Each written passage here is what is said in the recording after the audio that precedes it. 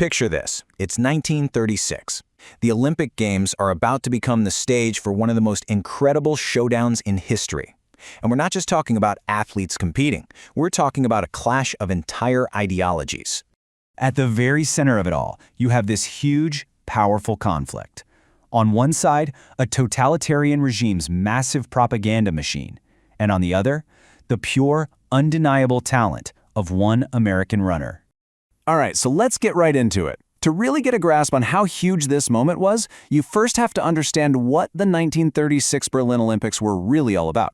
The whole thing, the entire event, was built on this one core Nazi idea. The Games were supposed to be the ultimate proof, the final word, on the physical superiority of the so-called Aryan race. So, to the rest of the world, the Nazis put on this big show. They presented this picture-perfect version of Berlin, but it was all smoke and mirrors, a carefully built illusion. The brutal, ugly reality of their regime, that was just swept under the rug, just for a little while. But right into the middle of this perfectly controlled, highly staged environment, steps an athlete who is the living, breathing proof that everything the Nazis stood for was a lie. And Jesse Owens' path to Berlin, wow, what a story. This was a journey of overcoming just incredible hardship. We're talking from the cotton fields of segregated Alabama all the way to this legendary, record-smashing day in 1935 that people still talk about. And even though he was a huge star in the United States, a national hero, he was still constantly reminded that he was a black man in a country that was ruled by Jim Crow laws and just deep, deep prejudice. Okay, so now let's get to the competition itself. This is where it all comes to a head. A legendary showdown on the track, with Hitler himself watching from the stands. First up, the 100-meter dash. And Owens just explodes from the blocks. He wins his first gold medal. And think about it, in just a little over 10 seconds, he delivered this stunning, impossible-to-ignore takedown of the whole Aryan supremacy myth. The very next day, he's back at it. He wins the long jump, and he sets a new Olympic record.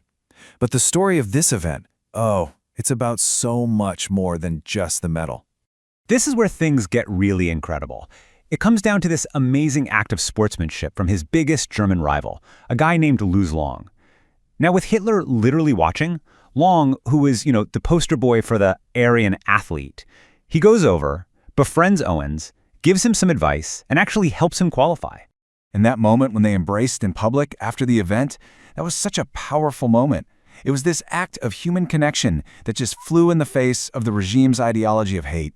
And like Owens himself said, that friendship, that meant more than any gold medal ever could. But wait, he wasn't done yet, not even close. He goes on to absolutely dominate the 200-meter dash, grabbing his third gold and, you guessed it, another Olympic record.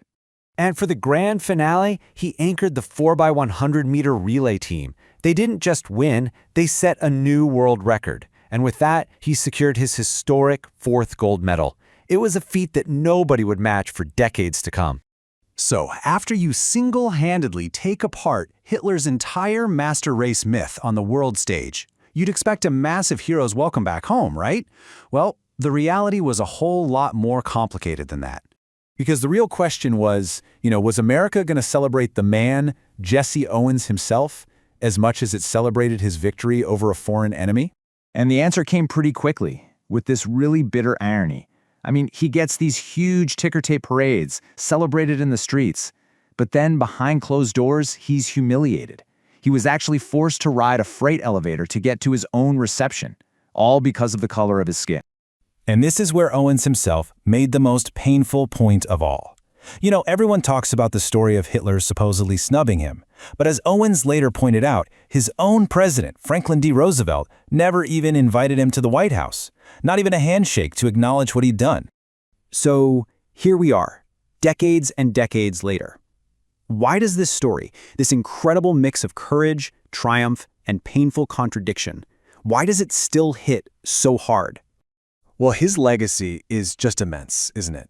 His victories were never just about sports. They were proof that individual greatness can crush hateful ideology. They showed that simple human connection can rise above politics. And maybe most importantly, that true heroism is about being resilient against prejudice, no matter where you find it, abroad or right here at home. And so, the story of Jesse Owens leaves us with this really big question, one that's just as relevant today. It's a powerful reminder that the courage of just one person really can change the course of history.